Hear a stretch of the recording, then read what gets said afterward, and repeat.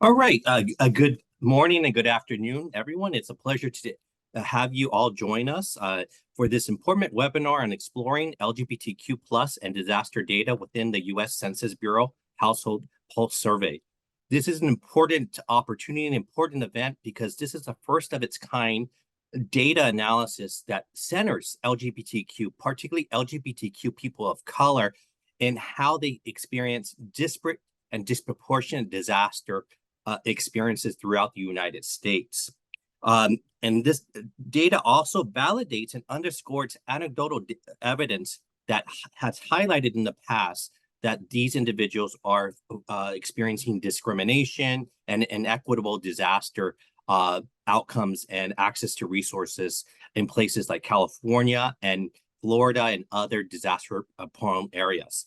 My name is Michael Mendez. I'm an assistant professor of environmental policy and planning at the University of California, Irvine. I'm a co-author of this data analysis and also will be serving as your moderator. I also recently have been appointed to FEMA's National Advisory Council, which we provide recommendations and advice to the administrator of FEMA, but I am participating solely as a scholar and author of the data analysis.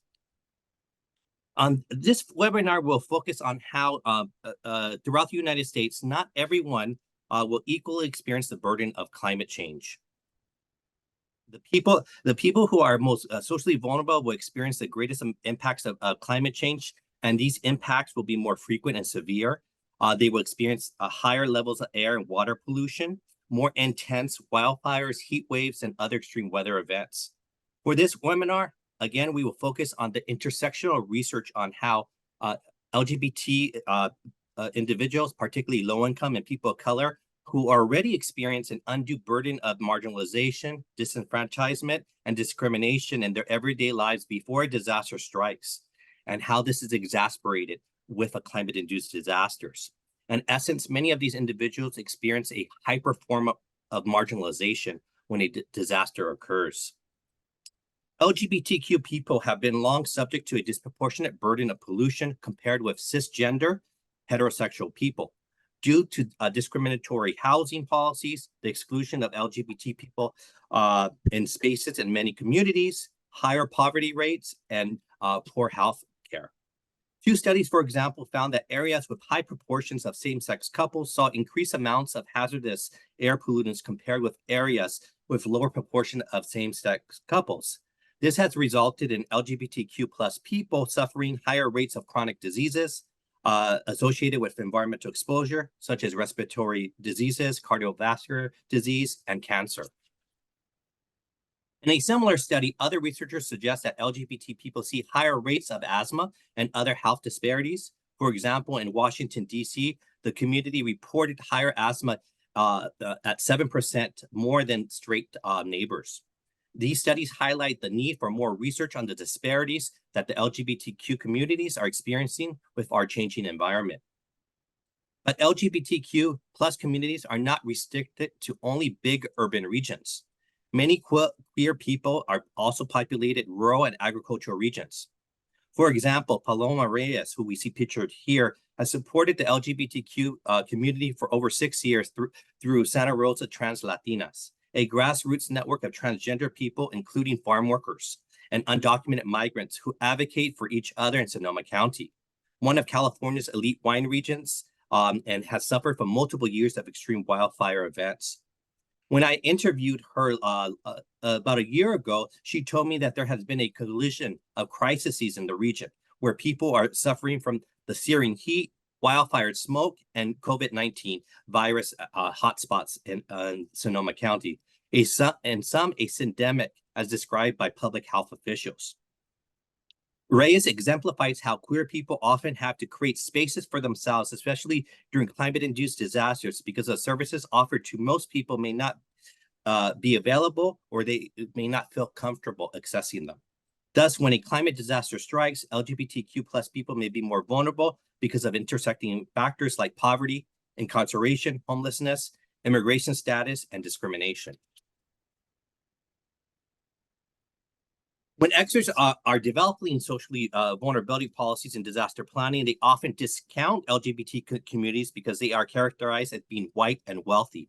And previous research I completed with Leo Goldsmith, who's a panelist, and Vanessa Raditz, we really focus on how disaster policies are affecting LGBT communities legally, psychologically, physically, and even theologically during disasters. Particularly, we sought to dispel the myth of white gay affluence and underscore how low-income people and people of color are disproportionately affected by climate-induced disasters. And this is quite important because states like South Carolina and Texas have adopted or proposed policies or religious exemptions to ban insurance coverage for medication that prevents transmission of HIV or PrEP and other types of healthcare policies that reduce access for LGBTQ people based on religious exemptions.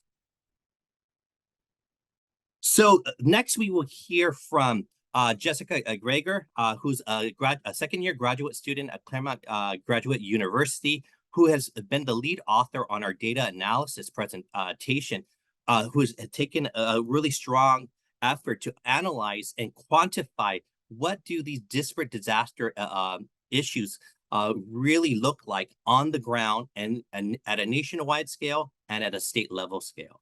So thank you for this opportunity to engage on this research, and I hand it over to Jessica. All right, thanks, Mike. I'm going to go ahead and share my screen.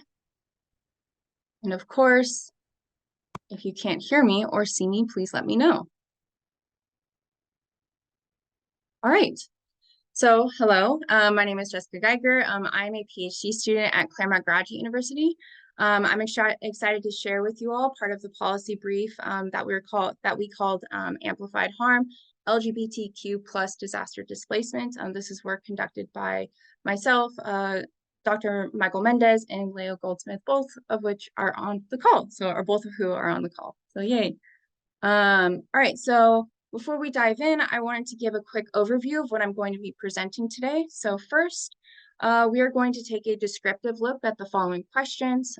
Are those who identify as LGBTQ plus displaced at higher rates compared to cisgender heterosexual individuals?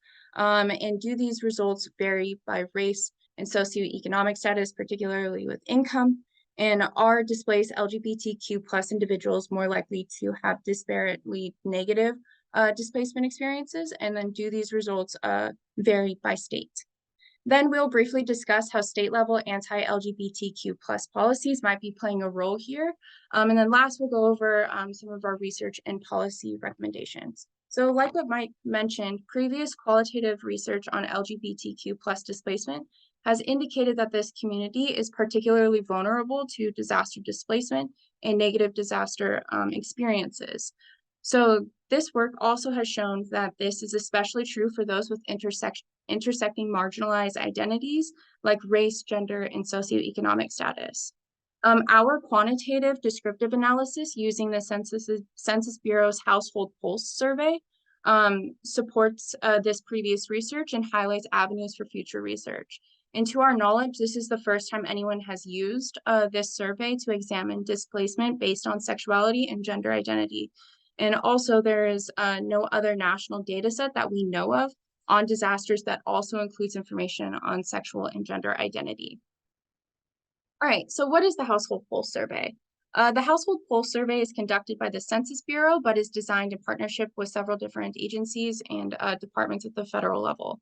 So the HPS was specifically designed to rapidly collect information regarding experiences during the COVID-19 pandemic, but was expanded to address other emerging issues. The HPS is disseminated every 2 weeks and is in the field for a 2-week period. So this is basically every month that this survey is disseminated, and was first disseminated in the field April 2020.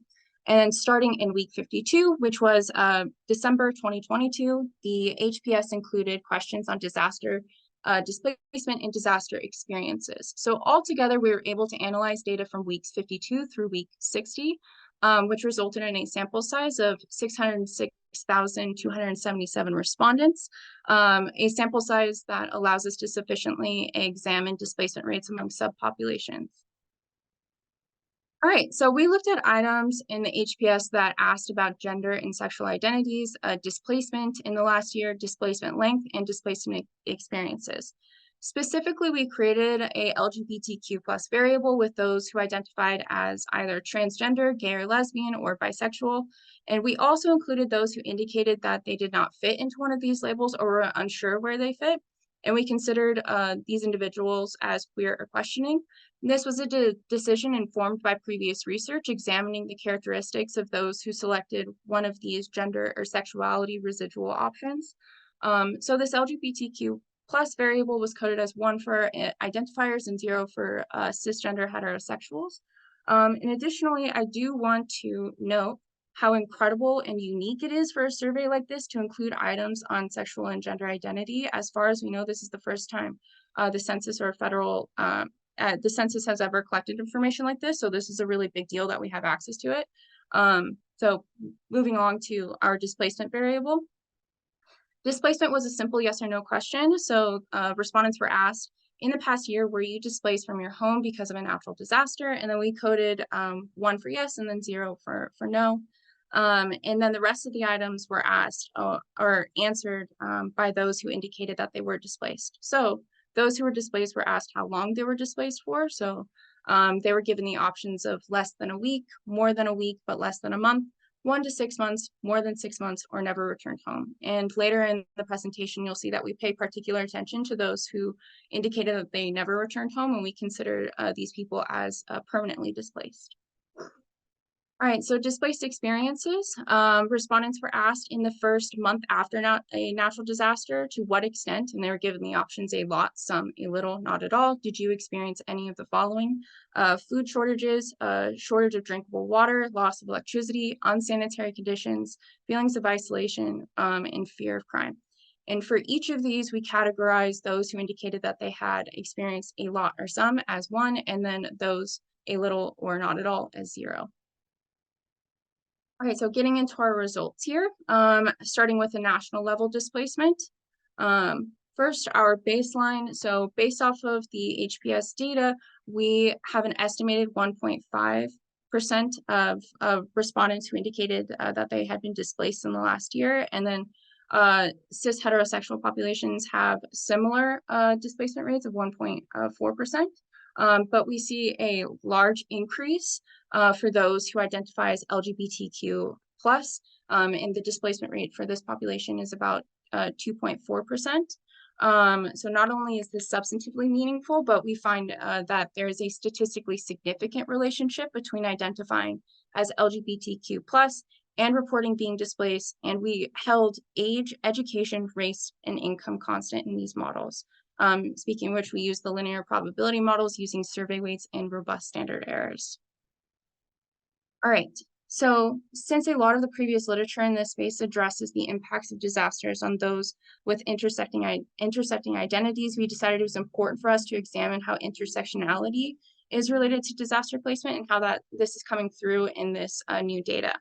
So we find that displacement rate is higher for LGBTQ plus individuals compared to cis hetero individuals across all racial and ethnic groups. However, white LGBTQ plus and cisgender individuals have the lowest displacement rates, while LGBTQ plus individuals of color, especially for Asian and Latino individuals, have the highest displacement rates.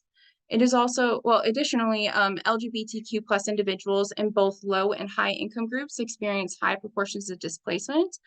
This might be due to large groups of LGBTQ individuals residing in cities where wealth inequality is often highest, but this is something to explore in future research.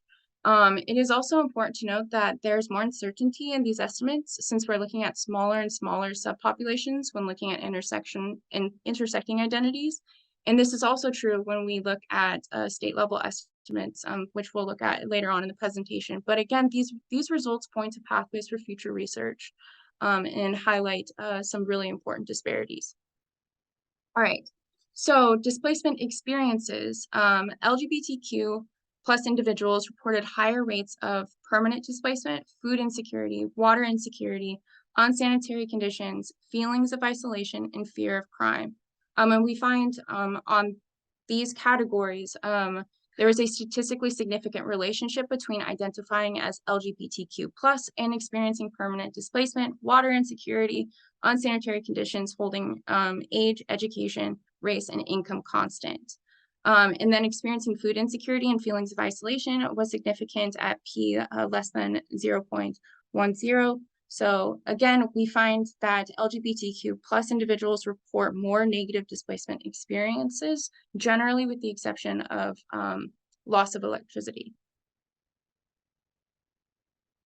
All right, so now looking at state level displacement, we see an estimated 31 states have LGBTQ+ displacement rates higher than the national total displacement rate, which is that 1.5%.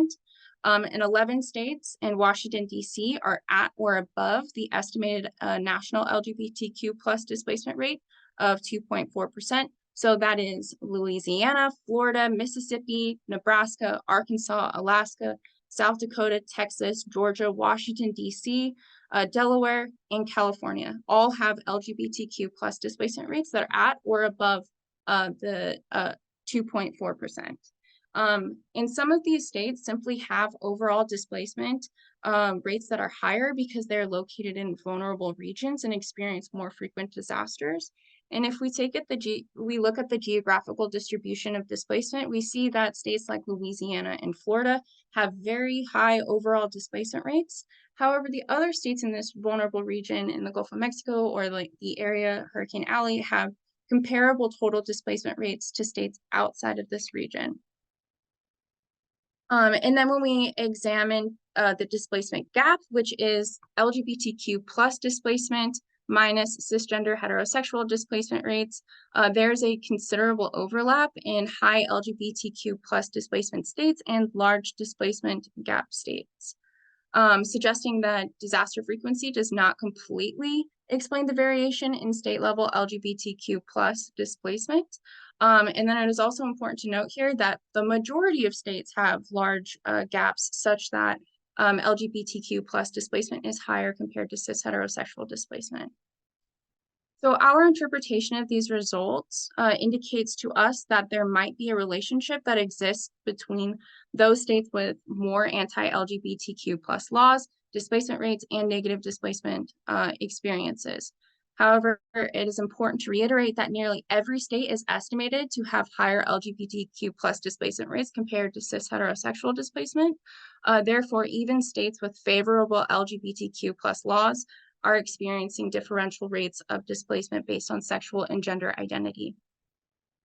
Regardless, when we look at anti-LGBTQ+ laws at the state level, as measured by the MAP advancements MAP tallies, which is an index of LGBTQ+ laws, we see that 9 of the 10 states with the highest LGBTQ+ displacement rates also have low or negative MAP tallies, and 7 of the 10 states with the highest displacement gap also have low or negative MAP tallies, again suggesting a possible relationship between anti-LGBTQ+ laws and displacement rates and displacement experiences. Additionally, there is work that suggests, like what Mike talked about earlier in the panel, suggests anti-LGBTQ+ laws and bias and response programs can be major contributors to more negative displacement experiences. However, more careful work is needed to explore these potential relationships in the future to assess how anti-LGBTQ laws impact displacement rates in addition to negative displacement experiences. It is also important to assess how cis heteronormativity might be baked into disaster response in every state, not just those with high LGBT or anti-LGBTQ+ laws. All right, so limitations. Our analysis is limited in that we are only able to describe the extent of the problem and are unable to determine with certainty why LGBTQ+ communities are experiencing higher rates of displacement and more negative displacement experiences. Also, the HPS survey items do not allow us to differentiate between where permanently displaced people are currently residing and where they experience a disaster. Additionally, we are unable to determine if the disaster respondents experience resulted in a federal, state, or local state of emergencies, and we cannot make a distinction between those who experience mandatory or voluntary evacuations Similarly, we do not know to what extent respondents access federal or local disaster aid. And lastly, the census describes the HPS as an experimental tool, meaning that this is a new tool and it is in flux, which provides opportunities for improvement in the survey instrument itself and the weighting techniques that allow us to generate more precise estimates in the future. This last point is probably less of a limitation and more of an acknowledgement of the experimental and changing nature of the HPS, but which provides us opportunities for improvement in the future. All right, so based on our findings, we suggest the following policy recommendations, which we can go into further detail in the panel discussion, but generally, what we suggest is an increase in funding opportunities for LGBTQ plus inclusive disaster management, guidance and data for equitable disaster response and recovery, and accountability in disaster and emergency management. And I think most importantly, we recommend further research on this matter. And many of the recommendations require more in-depth data, especially at the state and local levels. And all such research should be done in collaboration with frontline communities and LGBTQ plus community leaders. So finally, I just wanted to end by thanking all of our panelists and attendees for being here. There's a lot of expertise in the Zoom room today, and your participation in this webinar and this learning session is invaluable. So I look forward to hearing our discussion today and any feedback that you all might have. All right, with that, I'm going to hand it back to Mike. Great. Thank you, Jessica. That was an excellent presentation. And we can see why you're one of the leading political scientists in the climate politics and analysis field. And I'd like to thank Claremont Graduate School, along with your advisor, Tyler Rennie, for suggesting you for this project. You did an amazing job leading the data analysis and research. And what we can really glean from Jessica's research is that obviously more data is needed to understand these issues and involving LGBTQ plus experts and community centers. And I'm left with the quote by Donatella Meadows, who was a famous sustainability science, and she was and did a lot on data metrics around sustainability. And she was famously quoted for saying, "We measure what we value." So this is an acknowledgement that more research is needed, particularly if we value protecting and safeguarding and ensuring the resiliency of LGBTQ plus communities. So with that, we're gonna go into the panel section with our experts, and each expert's gonna have about 5 minutes to talk in response to what they heard, and then specifically more about the work that their agency or organization has done around these issues around LGBTQ communities and disaster. First up is Justin Knighten, who's an appointee in the Biden-Harris administration and serves at the Department of Homeland Security Federal Emergency Management Agency as a director of the Office of External Affairs. Previously, Justin held several positions across California for Governor Gavin Newsom, including Director of Strategic Communications and External Affairs at California Volunteers, the Office of the Governor and Assistant Deputy Director at the California's Governor's Office of Emergency Services, or CalOES. Most notably, Justin served as co-chair of Gavin Newsom's $50 million Listos campaign, a groundbreaking effort to boost disaster resilience among the state's most hard-to-reach and socially vulnerable populations. Thank you for the opportunity to be with us here today, and thank you to FEMA for also allowing you to speak with us today. Thank you. Thank you for having FEMA be part of this conversation. We need to be part of this conversation. Emergency managers and anyone who's in a decision-making role needs to be part of this conversation. So thank you for the research and convening today. We at FEMA take our role very seriously in the work that we're doing to better serve the nation, people before, during, and after disaster, and becoming more and more the FEMA that our nation needs and deserves in the face of climate change and new awareness around the issues that communities are facing. Communities that, as I call, have been historically shut out, put out, or forgotten for far too long. And we need to not only include them, but shine the light on these communities and design from the margins versus the mainstream. So thank you for this research to help us better fill those gaps and understand where we are, the communities we serve, and help motivate action to address these challenges. You know, at FEMA, you know, our effort to better support people before, during, and after disaster, and to increase our grasp of the specific needs that communities have before a disaster strikes is critically important.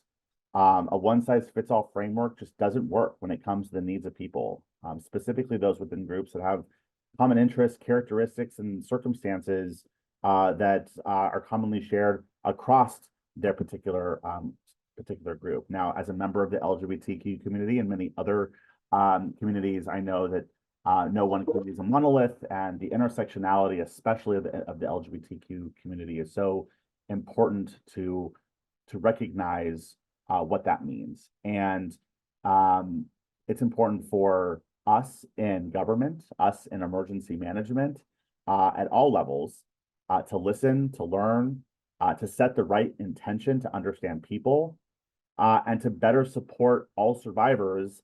And when we say all survivors and all people, we have to use that awareness with research like what you presented today, and other resources that are available to us to better go deep into understanding the challenges, the cultures, the histories, the circumstances of people before we can start to design frameworks and strategies that do help us ensure that all people can get what they need after a disaster. You know, this work really started several years ago with you know, Dr. Mendez, the research that you and the team have done in this space, really groundbreaking in the intersection between disaster and climate change and LGBTQ communities, especially the most vulnerable, socially vulnerable members of the LGBTQ plus community, to help, you know, spark this conversation.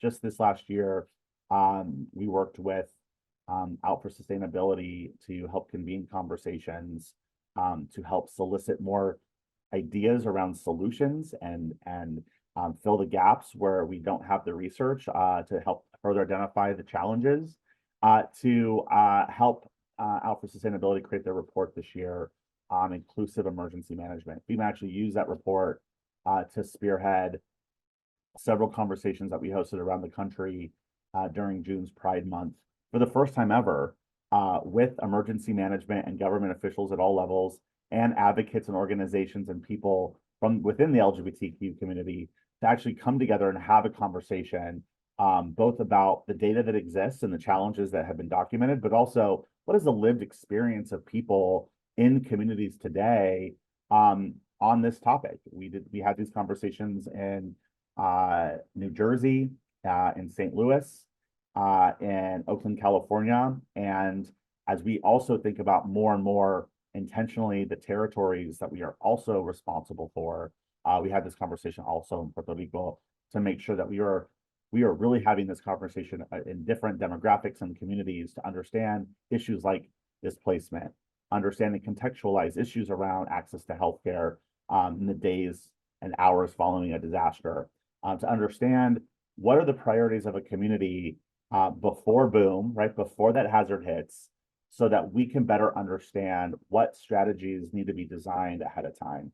And most importantly, to better understand each other, have the connection with both ourselves in the emergency management government space, with members of the community that we're working to serve in the LGBTQ space, and helping to deliver, or starting to deliver on what the Out for Sustainability report called for, which was that more connection and understanding and awareness between those that are responding to, preparing for, and recovering from disaster, with members of the community who are part of this community in the LGBTQ space, is critically important.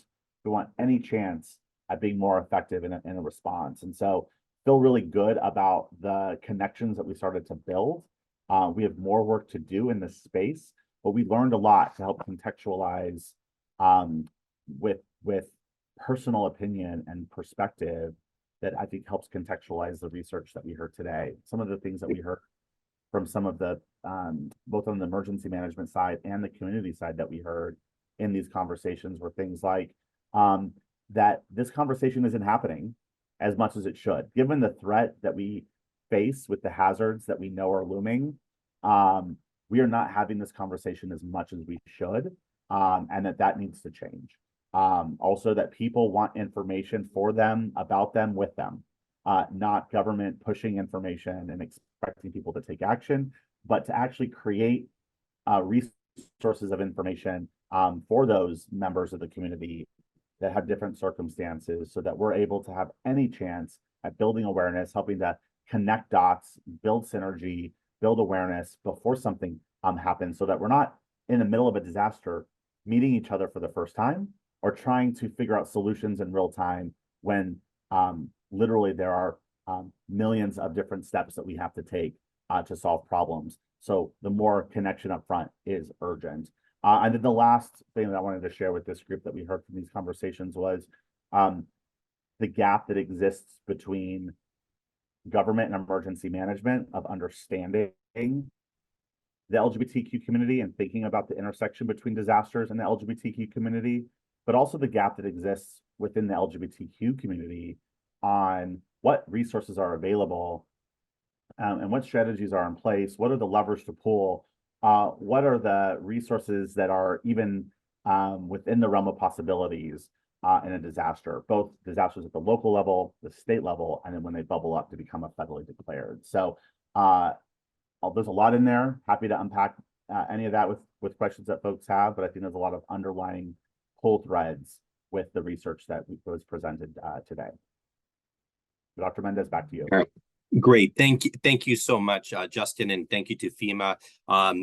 Just as you mentioned before, about 2 years ago, we have really come a long way in terms of centering LGBTQ plus populations and disaster planning. 2 years ago, and one of the FEMA annual reports or strategic plans, they had a one-line sentence about LGBTQ communities being socially vulnerable. And the push by people like Justin, and then specifically the LGBTQ staff caucus within FEMA, has really been helping spearhead some of these issues nationally. So thank you for that. Next up, we're going to have Maria Melo, who I highly admire in the work that she does around disasters. Maria currently works for the Pacific Pride Foundation, and she is the Chief Programs Officer. Maria previously served as executive director of the 805 Undocu Fund, the second organization in the nation, to our knowledge, to provide funding for undocumented migrants during disasters. Under her leadership, she formalized the 805 Undocu Fund as a new 501c3 nonprofit focused on long-term programmatic sustainability and providing disaster relief. So thank you for this opportunity, and we look forward to your comments. Thank you so much, Mike, Dr. Mike, and everybody that is listening. And thank you, Jess, for presenting the findings on the report. I'd like to just kind of start by, introducing myself a little bit more as well, before just, really uplifting the importance of this report. As a Chief Programs Officer at Pacific Pride Foundation, which is an organization that's worked for 50 years on the Central Coast of California, we would think that because we are in California, that, we do see like more, I guess, more possibilities of interacting, I think, with local authorities on talking about LGBTQ issues when disaster hits. At the same time, there's just so much to do. So I do want to, share a little bit about me. So I actually started working in this field of disaster response and working with vulnerable communities such as undocumented immigrants, and of course, working with LGBTQ communities, first as a Deputy Consul of Colombia in Los Angeles, and then of course with the American Red Cross of Los Angeles region. And then I was also policy manager with the Los Angeles LGBT Center. And so why I'm bringing to kind of, really uplifting the role at the Los Angeles LGBT Center at this point, which was before my work in the Central Coast, was that I already had knowledge that when COVID hit, that the LA LGBT Center, which is is the largest in the world, has 800 employees and has significant funding. Um, really faced like going into the COVID-19 crisis, where I believe some of the data that was collected for this report started, really with relationships in place with local government, et cetera. But when it hit, to be honest, we saw that, for example, in the case of LGBTQ plus older adults, there was a significant vulnerability because of social isolation or because of fear of hate, of crime. And also because there wasn't SOGI data that showed that this population was as big as it was in Los Angeles. Like at the LA LGBT Center, because of different counts, we had estimated the amount to be about 60,000 folks. But when COVID hit, the initial COVID testing centers would go to different locations where seniors lived, but they didn't come to our center at the LA LGBT Center. And then a lot of the folks didn't come to our center because of transportation issues or because, vulnerabilities around really like vulnerable housing or transportation or actually just trust in going out. And this was in Los Angeles.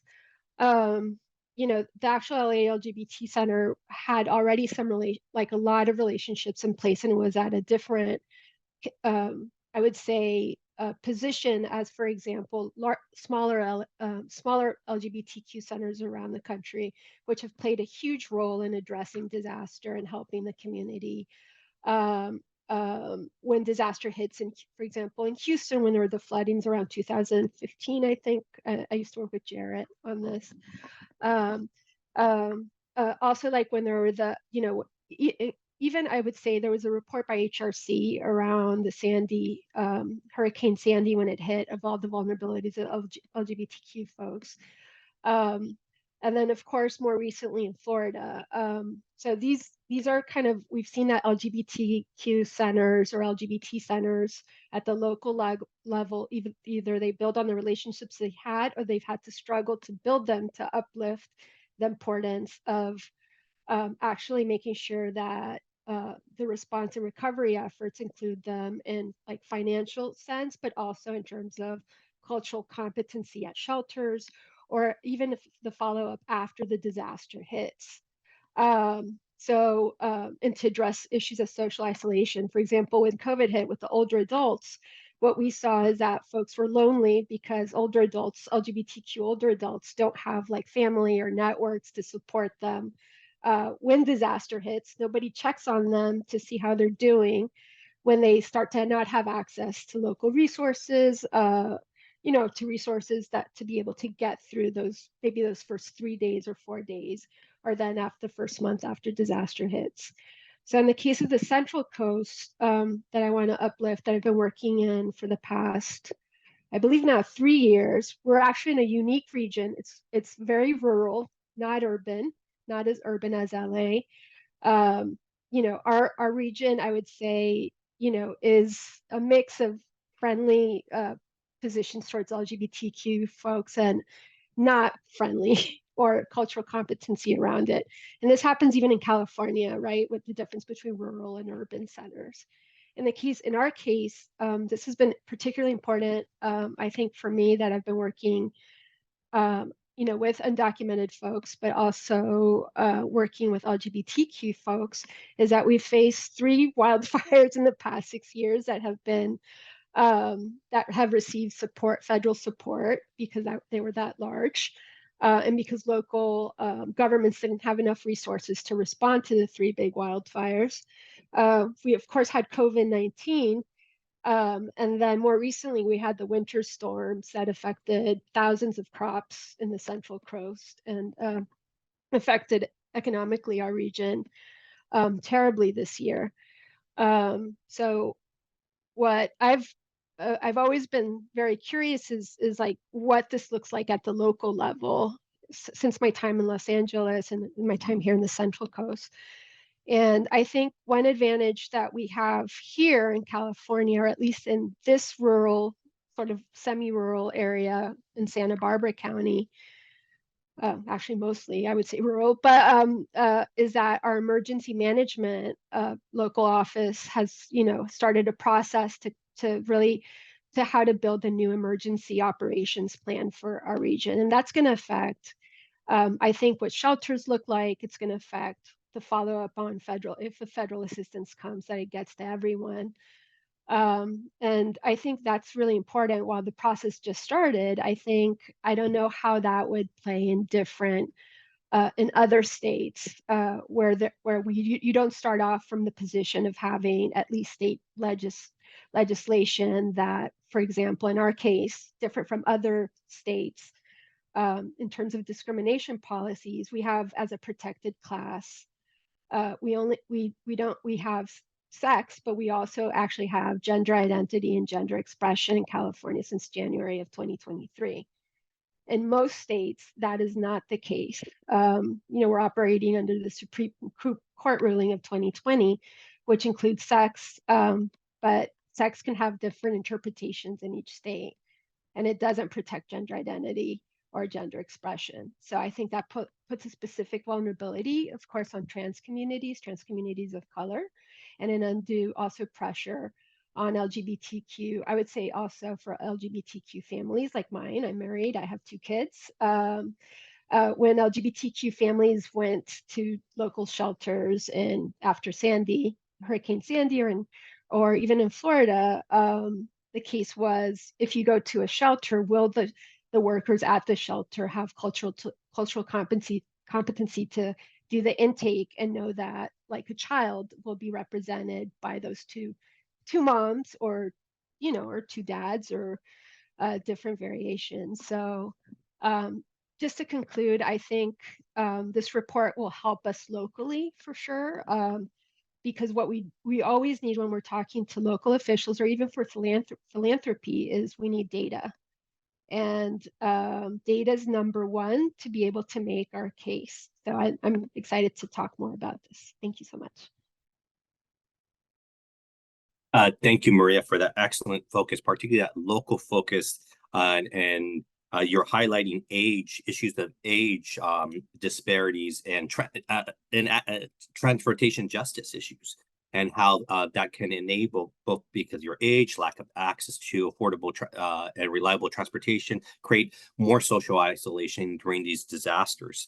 And more importantly, how centers like yours and others throughout the country are becoming de facto Red Crosses because their local, state, and federal government, to some extent, are not providing the services in a culturally sensitive and appropriate manner. So thank you for that. So next up, we're going to have Leo Goldsmith, who is a doctoral student at the Yale School of Environment, where they study climate impacts on the social health and economic well-being of diverse sexual and gender minorities. Pulling from their academic background and practice in climate science, environmental justice, and LGBTQ plus health, they use interdisciplinary mixed methods to study their research questions. Prior to joining Yale as a PhD student, Leo coordinated an interagency work group on climate and health, 3 chapters for the 5th National Climate Assessment, which is our nation's leading climate assessment report, and the Belmont Forum Climate, Environment, and Health Collaborative Research round 2. And he was one of the authors and staff that was instrumental in getting the health chapter of the National Climate Assessment to include gender and sexual minorities. It was also expanded to other chapters like the Southwest chapter, which I was a co-author, and I worked with Leo on that as well, to include LGBTQ issues in extreme wildfire events and as a socially vulnerable population. And really excited with the work and leadership that Leo is doing nationally and likely globally around this important issue. So thank you, Leo. Thank you so much, Dr. Mendez. And I just want to say thank you again to Jess for that really wonderful presentation and data analysis as it identifies new areas of research, advocacy, and action. I also want to mention that my pronouns are he and they, and I am also a board member for Out for Sustainability, which I will be representing here today. Out for Sustainability is a nonprofit that works towards environmental justice and climate resilience by and for LGBTQI plus communities. We have put together webinars, which Justin mentioned earlier, and out of those webinars created a guide titled Inclusive and Equitable Emergency Management for LGBTQI plus communities. We have also provided input to the Commission on Environmental Cooperation, which is the secretariat for the 3 North American environmental ministries. And so for the US, that would be the Environmental Protection Agency.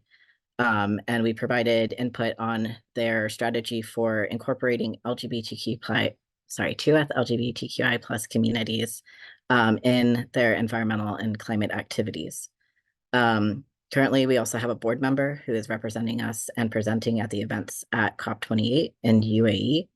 And we also provide fiscal sponsorships. So we kind of provide grant money to grassroots organizations, particularly in Puerto Rico, that are founded and led by queer and trans folks who are doing climate resilience work. So we do this work because communities that are marginalized have been found to feel the impacts of disasters the worst and have the least resources and support before, during, and after disasters. We see this when looking at disparities due to race, socioeconomic class, and ability. And previous research and shared experiences have found that this is the case for sexual orientation and gender identity as well. LGBTQI plus communities are highly diverse, often dealing with multiple marginalizations, emergencies, political battles, and disasters, often at the same time. They're more likely to be unhoused, live in poverty, have a chronic or physical or mental illness, be incarcerated, and discriminated against in healthcare, which Dr. Mendez mentioned earlier. Health outcomes that LGBTQI plus communities are at higher risk for, such as cardiovascular disease and respiratory illnesses, are those that are worsened by climate events. There is also still no national law preventing discrimination in healthcare and housing on the basis of sexual orientation, gender identity, gender expression, and sex characteristics. During my time as a researcher, experiences of LGBTQI plus communities and disasters range from facing violence in temporary emergency shelters to lack of access of necessary life-saving medications, both affecting transgender people of color and also those who are people living with HIV the most. I want to reiterate some of what Jess recommended earlier, and that it's so important that these communities are reached out to as leaders to provide input from the very beginning, to identify what is needed in the first place, and identify ways to support existing efforts. In addition, these communities should be targeted to provide equitable funding and resources before, during, and after disasters, and that there is more voluntary and anonymous data collected related to environmental and climate-related issues. Lastly, remember that any community that you work with will have LGBTQI plus individuals included within those communities, which is why it's so important to engage these individuals in your work and prioritize an intersectional approach. Thank you.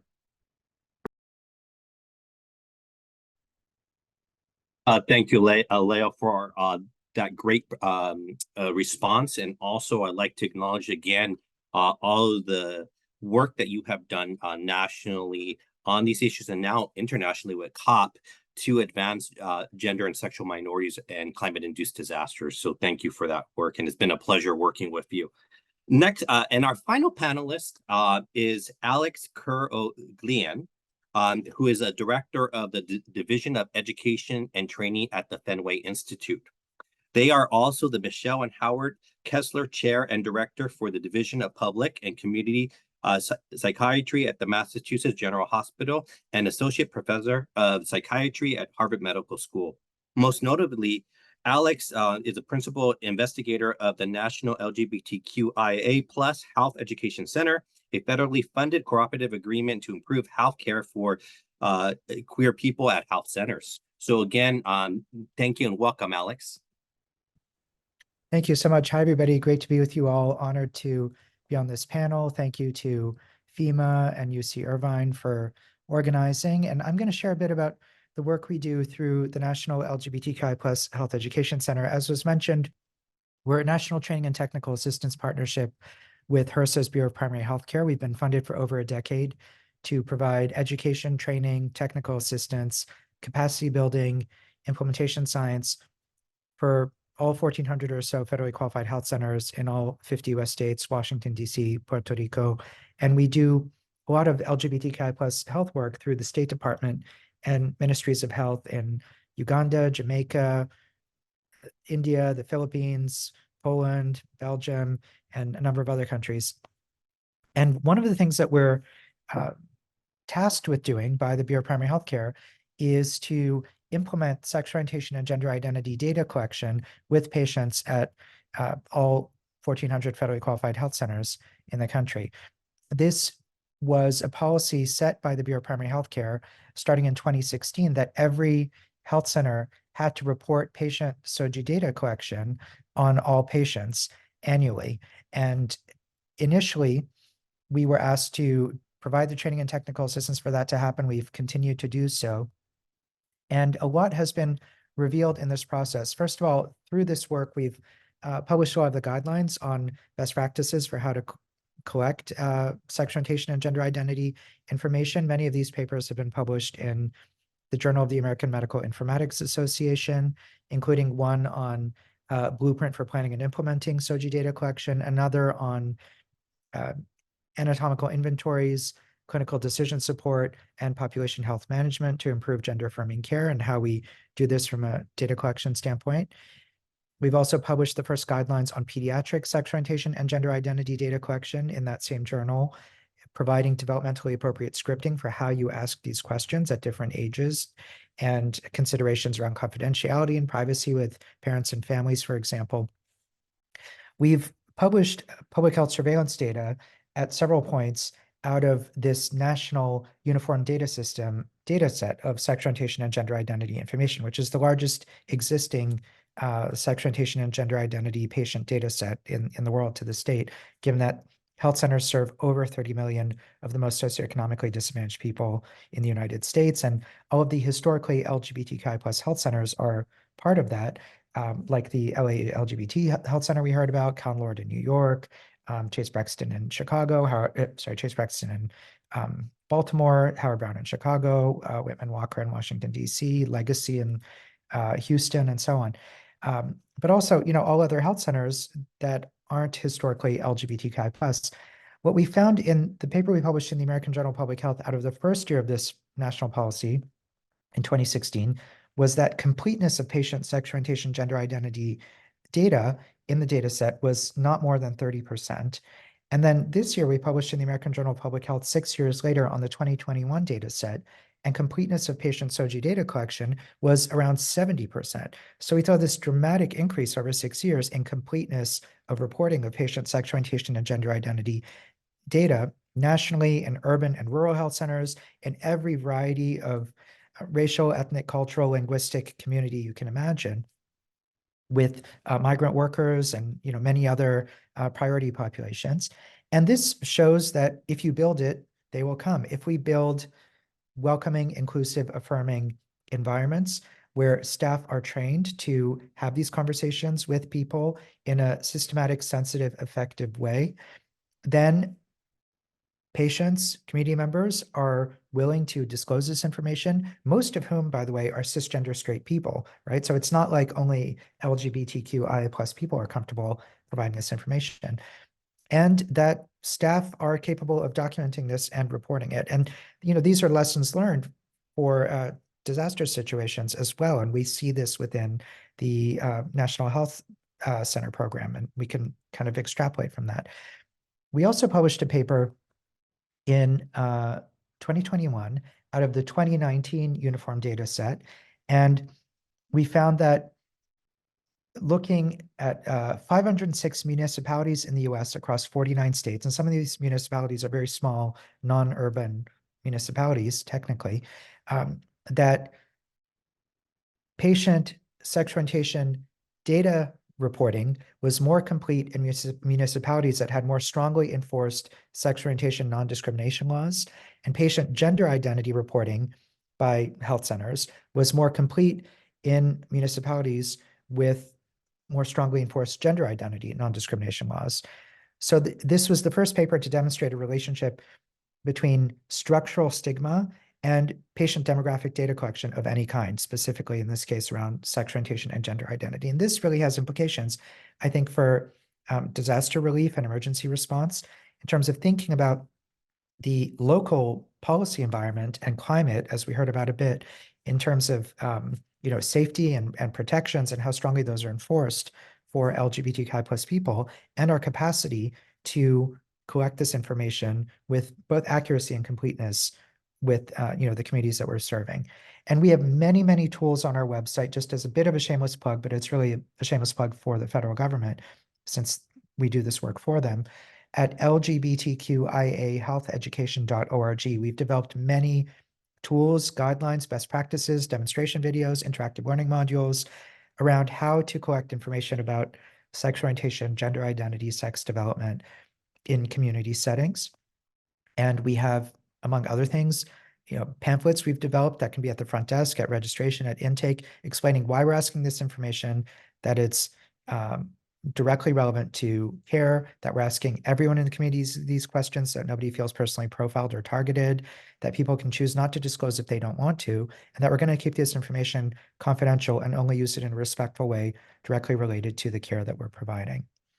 So those are just some of the things that we do. This current 3-year cycle of our cooperative agreement with the Bureau of Primary Healthcare, where we've been asked by BIPIC, given what happened with COVID-19 and the disparities we've heard about already today, to focus on emergency preparedness with federally qualified health centers nationally. A lot of these conversations are around climate, but also pandemics and the like. So we're going to be doing a lot of work. We're excited with Leo, with FEMA, with others to develop and disseminate tools, guidelines, best practices for health centers to participate in what we're talking about today, which is emergency preparedness and response as frontline facilities engaged in that work. Thank you so much for your time. Great. Thank you, Alex, for that excellent summary, particularly highlighting the need for more robust data, and really happy and confident that you're helping to lead that effort for data equity at the particularly at the federal level. So thank you for that. So now we're going to wrap up the panel discussion. We've heard from a very different experts in the field, from government, medical to nonprofit organizations. And we have the pleasure of having a discussant to kind of tie everything up together and give their response. And we're quite honored to have Jarrett Barrios, who serves as the Senior Vice President of Strategic, Community, and Programmatic Initiatives for the California Community Foundation. At the foundation, he oversees organizational strategy and leads all CCCF programmatic initiatives, marketing, communications, policy, and advocacy. Prior to this position, Jarrett served as the CEO of the American Red Cross of Los Angeles, one of the biggest Red Cross divisions in the country, the Massachusetts Red Cross. He also served as the CEO of GLAAD, which is our leading national LGBT advocacy organization, as well as being CEO of Blue Cross Blue Shield of Massachusetts Foundation. From 1999 to 2007, he served in the Massachusetts legislature, first in the House of Representatives, and then as the first Latino elected to the Massachusetts Senate. So as you can tell, he has a very diversified and robust background. I'm old. No, but Jarrett, you probably don't know this. When I was a graduate student at MIT, I saw you from afar. I went to a labor demonstration at Harvard for Justice for Janitors, and you were there speaking. I hope I wasn't arrested at that one. No, but it's a pleasure to have you here, and you have a long history of advancing social justice. So thank you, and we have about 5 minutes for your response, and then audience, we're going to go into we're going to bring back the entire panel, including Jessica, to answer any of your data questions or general policy questions. So I encourage you to place your questions or comments in the Q&A function, which is tab. There's a Q&A tab located at the bottom of your screen on Zoom. So again, thank you and welcome, Jarrett.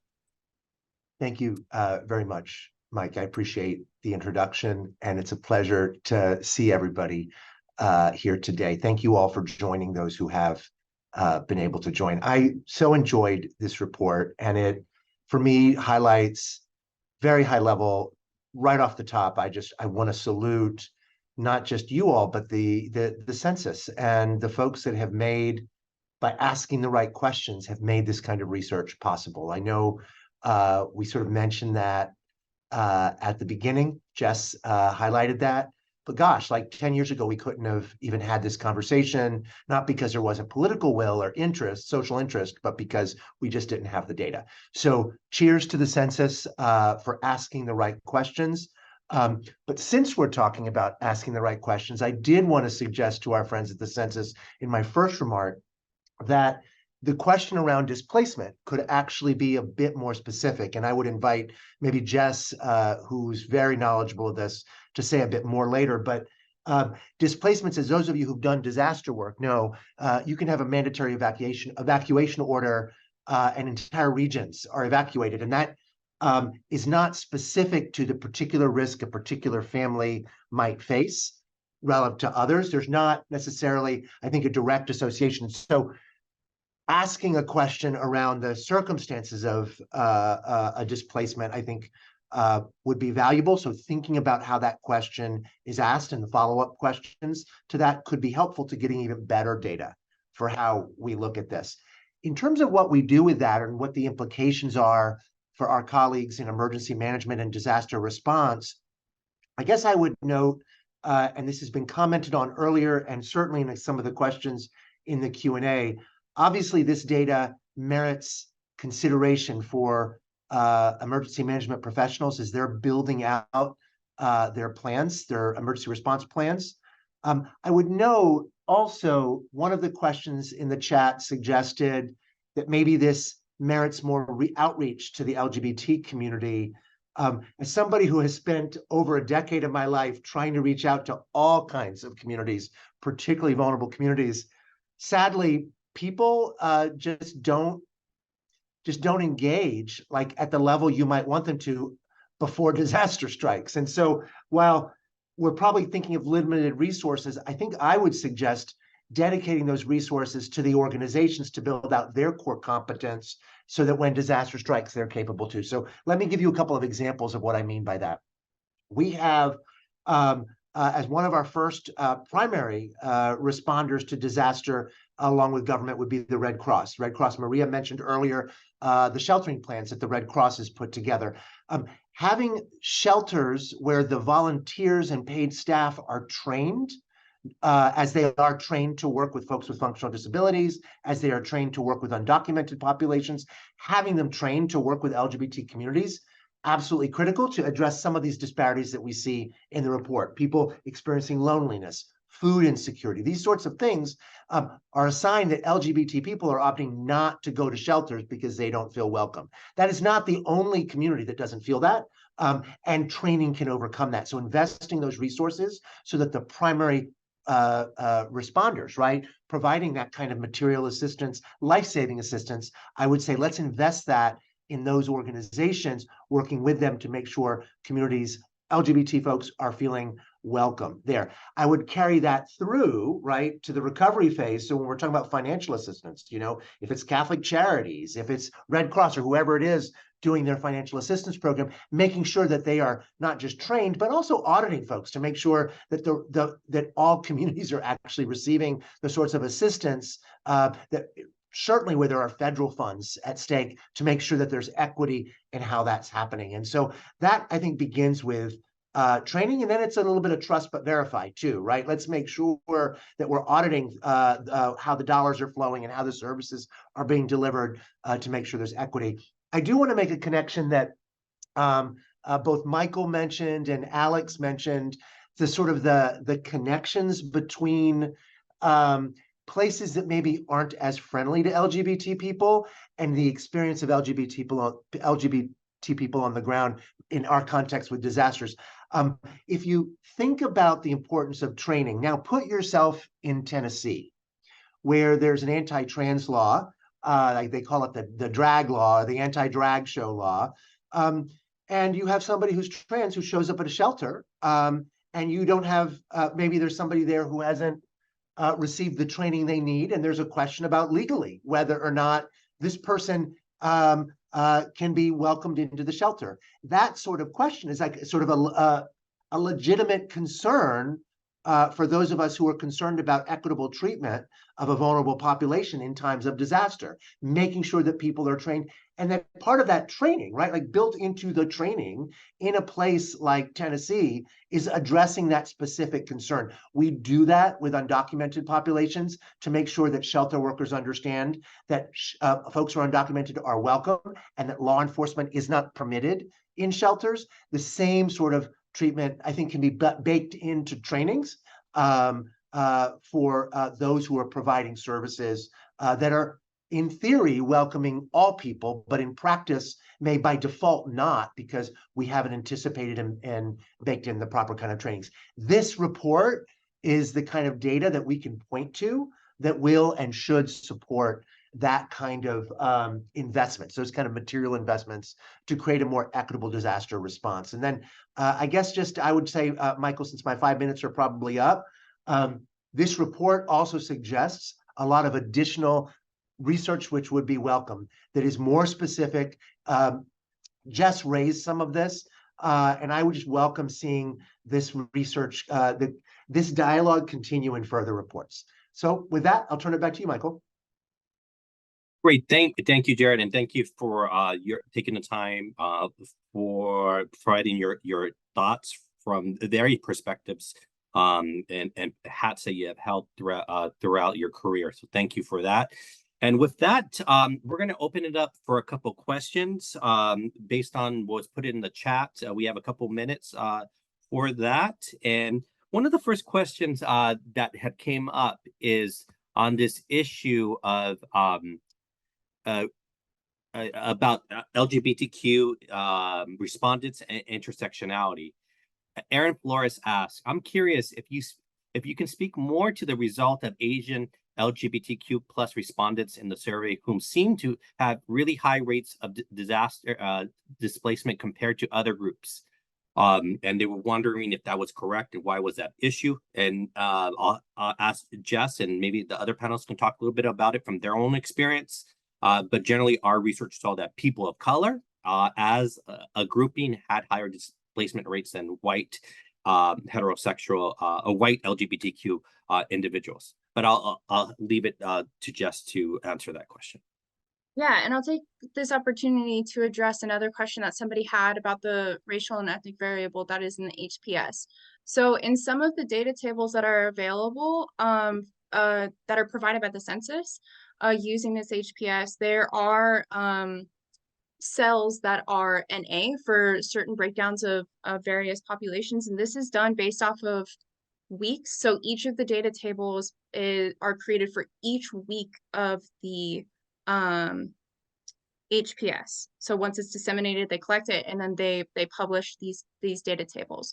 What we're using are the public use files that are also available on the HPS website, the Household Pulse Survey website.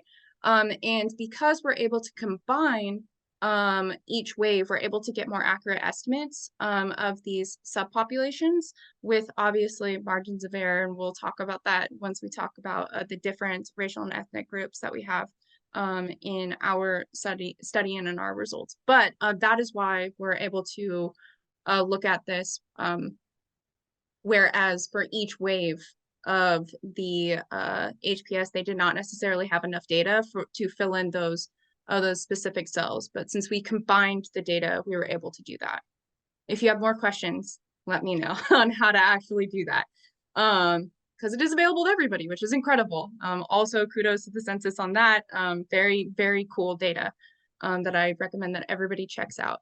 As to why there are certain groups, the non-white, LGBTQ individuals of color, why certain groups are higher than others, I think is an open question. I am not sure. So this could be attributed to noise in our estimates, or there is something systematic going on that we're not able to look at through just this data alone. And obviously, this is why we need to do further research. And of course, I'm sure the other panelists may have some other from their previous work and research, maybe can shine a light on as to why certain groups, specifically Asian and Latino populations that also identified as LGBTQ plus, might have higher rates of displacement compared to, other groups. But again, I think that this points to an interesting and very important topic in the future that we need to explore more. So, yeah. Thank you. And then Justin. I don't have anything specific to the intersection between LGBTQ plus and Asian Americans and others in the demographic of Pacific Islander, Native Hawaiian.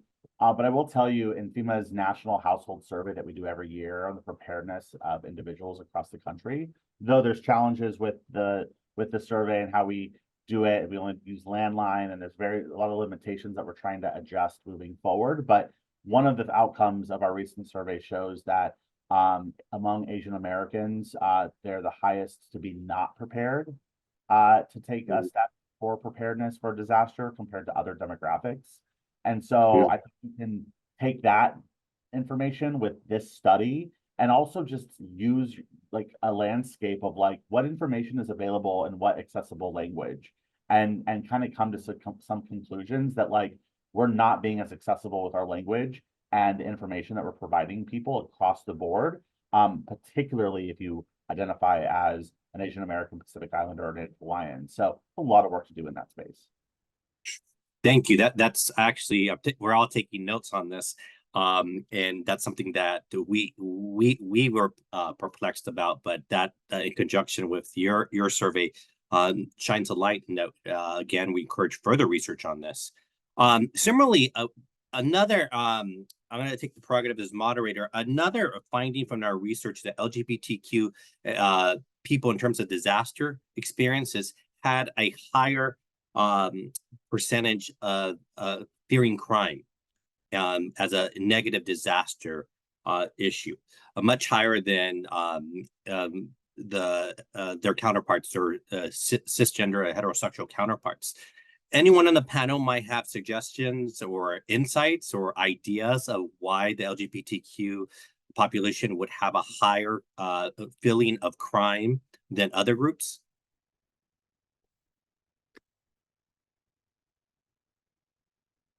Leo. Thank you for that question.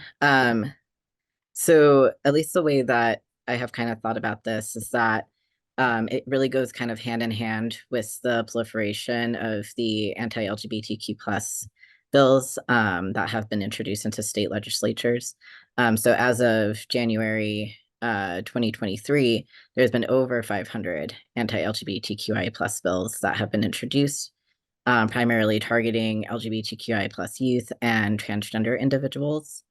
And so what we have seen is that around the same time is that there's also been an increase in hate crimes towards LGBTQI plus individuals and also establishments as well. And the situation in Florida is so bad that the Human Rights Campaign has declared a state of emergency in Florida. And so they've recommended that people do not travel through Florida who identify as LGBTQI plus, or like, for example, like going there even for like a layover for a flight. And there have been many transgender individuals and families who have transgender children who have actually had to flee their state because the bills are so bad, to go into a state that has more affirming policies. And so something that I do want to mention is kind of how this goes hand in hand in regards to disasters. During Hurricane Ian in Florida, there was actually a Pride Center, the Gainesville Pride Center, that was vandalized during this disaster, preventing LGBTQI plus individuals from being able to use that space during this already disastrous time. And so all of these aspects kind of compound on one another. Great, thank you. That's an excellent answer and plausible reason why at higher rates. I think Maria would like to also chime in. Yeah, I think building on also what Leo was mentioning, I think definitely we're we're part of, in our case, we're part of Centerlink, that I don't know if you've all have heard of, but it's the organization that groups LGBTQ centers sort of under one network. So it's a great space where we're able to, you know, exchange information about what we're seeing on the ground. And I would say that in June, when HRC shared the sort of national state of emergency for LGBTQ local centers, we had a chance to all kind of share our story. And you would assume that that feeling or that sense of unsafe, of being unsafe, would be only in certain states. I think it certainly has increased because of the anti-LGBTQ laws, but at the same time, I mean, we've seen it also in states where legislation is good, or is better, right? Like in California, like at our, even in Los Angeles, you know, the rise of anti-LGBT mobilizations, you know, at school levels has increased. We've seen that definitely as well on the Central Coast, where for the first time in maybe 10 years, we had to have like our Pride, because this also came around Pride, where we had our actual Pride Festival had to be fenced for the first time and have security to go in and out of Pride. So I think the way it affects that, definitely with disaster response, is also, I would say, could also be, it could produce like a chilling effect of, you know, actually trying to get access resources when disaster hits, because it also implies that there has to be trust, not only with local community members who usually come together after disaster, but also trust with law enforcement, with first responders, with everything, right? Like all of that really affects trust within the community and within local communities. So I think that's what I would just add to what Leo mentioned. Sure. No, thank you. That's I really appreciate that, and really both of you highlighting that the existing conditions that LGBT people live before disaster, they feel this heightened sense of feeling unsafe, particularly experience hate crime, and that could be exacerbated during and after disaster. Again, as we mentioned, these communities can experience a hyper form of marginalization during and after disaster. So thank you for that. And next up, let's answer another one of the questions. I think Justin wanted to answer a question about the Red Cross. There's a question. I am a Red Cross volunteer in the San Francisco Bay Area and do a lot of work in sheltering. What I am listening for are suggestions to make shelters more comfortable for LGBTQ plus people. We ask people how they identify during intake. From my perspective, that information would only be used in assigning which cot they would sleep in. Any other suggestions? I want to lift up the words that Jarrett Barrios said, which, if you were paying attention, as all of us were taking notes, he said, have a conversation with the LGBTQ organizations in your community.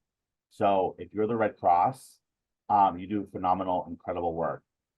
Convene a meeting with the LGBTQ organizations, the center, health service providers, other nonprofits that exist, other experts in the community, and first educate them on what happens in the shelter so that people know. If they haven't been through a disaster, they're not going to even know what to say or what to offer as a solution. So you kind of have to provide a little education so that they understand what happens after a disaster, why a shelter is there, what happens when you're in a shelter, what are some of the challenges that you and the Red Cross and others have had in facilitating a shelter. This is big, complicated work. So you just kind of owning that and walking people through that to open up a dialogue to ask, what don't we know? What aren't we doing? What didn't you hear about the LGBTQ community to make sure that it's a safe, inviting space for the populations that you know and serve? That's a great starting point to tailor it for the local Bay Area community. Because we can offer you a bunch of ideas from a national lens. That's not going to be effective. It has to be local. It has to be specific for the communities you're serving. So lifting up Jarrett's comments. Yeah, no, great. Thank you for that. That's quite important of working closely with local communities. And again, understanding that the LGBTQ community is quite diverse, both economically and socially. And that these individuals, the very same individuals that we think of being socially vulnerable in the general population, are quite, those same factors are quite prevalent in terms of social vulnerability within the LGBTQ population as well. And this data shows that. But Jarrett, no, I think we had Alex first and then Jarrett. Thanks. Just some general principles that we find helpful here. We do a lot of work with unhoused LGBTQI plus populations here in Boston and around the country. And some of these principles come up in general when we're talking about gendered spaces, whether it's inpatient, units at a hospital, but certainly in shelter systems. It's really important to house people based on, or give people beds and quarters based on their gender identity and their wishes, not based on their gender expression. So not based on whether they look to you more like a woman or more like a man, not based on their gender markers on their official government issued documentation, and not based on their sex assigned at birth. So it's really based on their gender identity and their own wishes, and you can't guess that. You need to ask people. We see some really common sort of mistakes in this regard. People will sometimes put a person in certain quarters and tell them not to wear clothing that align with their gender expression, but to sort of, for lack of a better term, wear clothing more traditionally associated with the sex they were assigned when they were born, so that they stay safe. But you actually make people certainly more distressed and more unsafe in those ways. We've seen situations where people will have the trans or gender diverse person in a shelter context use the staff restroom when everyone else is using a different restroom, and that things like that can inadvertently out the trans or gender diverse person to everybody else who's there. So you really want to prioritize a sense of agency and control for everyone, and certainly for trans and gender diverse people in these situations where they're likely to feel quite out of control. Thank you. And thank you for that, Jarrett. Thanks, Michael. And wow, what a great panel. What smart answers these are. Justin, Alex, thank you. I'm just going to build a little bit on, for those who've done emergency management or have worked in those incident command settings like a Red Cross disaster response, this answer will not surprise you, but to others who haven't, this might seem a little bit unusual why I'm focused on this particular way of answering this question. So to the Red Cross volunteer in San Francisco, first of all, thank you for volunteering for the Red Cross. Your volunteerism makes a difference to the people in your community.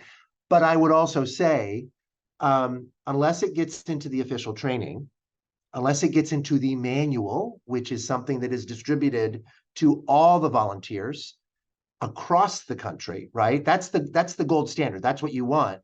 It doesn't mean it. You may have a local disaster shelter supervisor who is enlightened enough and understands it and makes sure that the people working in their shelter are treating folks with respect and valuing and respecting their LGBT shelter guests, right?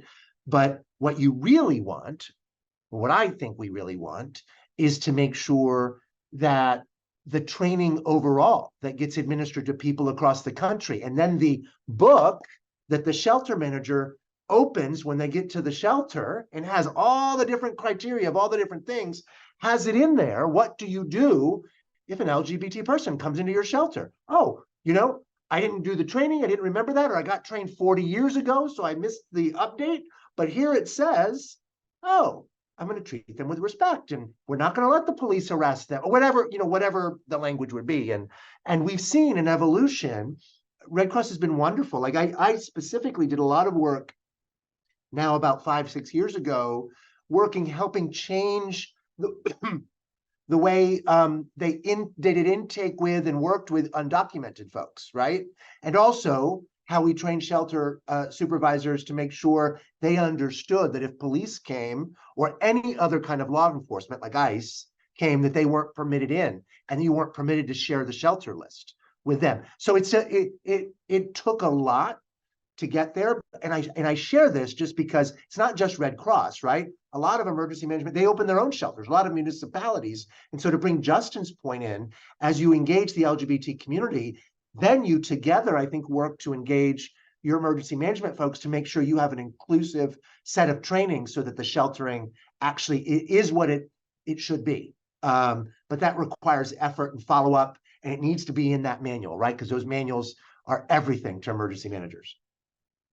Excellent response. And this also underscores the research that Leo and I did in a previous paper that shows how faith-based organizations, churches, beyond just the Salvation Army, are becoming on the front line disaster providers in some states, and really understanding that there needs to also be secular options, but also that training needs to be placed on these faith-based organizations that are important part of the apparatus for mutual aid during disaster, but also they ensuring that those organizations that are likely and often getting funding to do those services are inclusive of LGBTQ individuals. So we have about, I guess, 2 minutes, but I just want to highlight one last question and then we'll go off. This question is actually from Korea. And they're studying issues of queer existence in Korea, and stated, it's a pity that my government does not collect any data on queers, and therefore any scalable quantitative research is difficult for that person to find. What are your recommendations for possible directions? So I think just taking forward, looking, at an international context, but most importantly also for our national context, what data gaps and metrics do we need to address going forward? Maybe let's start with Alex and then open it from there. Sure, I appreciate the question very much. I've actually spent time in Korea, and I have some level of familiarity with the culture and climate there with regard to LGBTQI plus considerations and health. We like to say, if you're not counted, you don't count, right? If we don't know who our LGBTQI plus people are, then we don't know how to be responsive to their needs. We don't know how many people there are. We don't know what their experiences are. We don't know what disparities they're experiencing, and we can't then design and deliver tailored interventions, which is why, the census-based work is so important. So I would say, and I'm curious to hear what my fellow panelists think, it's really important to organize, right? To make the case to the government to do this, because this is something that government has to do at the end of the day. And I think the government in South Korea, from what I understand, is at much more of a point of readiness to do this than many places in the world are. So you're further along, and I think poised to do this if you really invest in some groundwork for community organizing in a grassroots way and political organizing to make the case for this. And, in many ways, there's a playbook in the US and some other countries that you can point to. And the case has been made elsewhere that you can tailor in a culturally responsive and specific way to be resonant within the Korean context. But I'd love to hear what my colleagues here think. Maybe having one or two responses before we end the webinar. Leo. Thank you for that question. Definitely would say that there has been research done before in countries, including the US, that have not been collecting sexual orientation and gender identity data. And the best way to do that is just through qualitative research, like getting those experiences and really trying to understand what are the kind of the impacts, the needs, and the gaps. And then as more quantitative data start showing up, hopefully in the future, then kind of incorporating both of those together would be best. But I will pass it on to Justin. Justin, yes. I'll say quickly, yes, it's what's your long-term game and your short-term game. Your long-term is figuring out what data you need moving forward, to the points that Leo raised and Dr. Mendez, to figure out what the gaps are and the strategy to fill them. The short-term game is what many of us in the operator space do, which is, what's the best data you have available? How can you source it and build an argument and a case for the particular community that you're trying to solve for? so that you at least have a foundation of a starting point with the best information you have available so that you can start taking action just to come up with and implement solutions. Great, thank you. And we're just at past the half hour, and just want to say what an amazing experience this has been in bringing so many different perspectives and expertise and community perspective, including community perspectives on why should we center LGBTQ communities disaster data. So thank you. And I really like the quote that Alex said, if you are not counted, then you don't count. And again, that goes to Donatella Meadows' quote of, we measure what we value. And everyone on this call is leading that effort to ensure that LGBTQ people are valued and safeguarded from climate-induced disasters and other types of events. So I thank you all. And the work still needs to be done from the academic, policy, data and research, and of course, the important work at the state, local, and federal governments. So I thank everyone on this call, and specifically I'd like to thank the UC Irvine School of Social Ecology, Theodore and Mimi, for helping us with this webinar. Without the two of you, we could not have done this. So thank you to the School of Socioecology and our communications folks. And thank you for everyone that participated with us for the last hour and a half. Thank you, and hope to hear from you soon.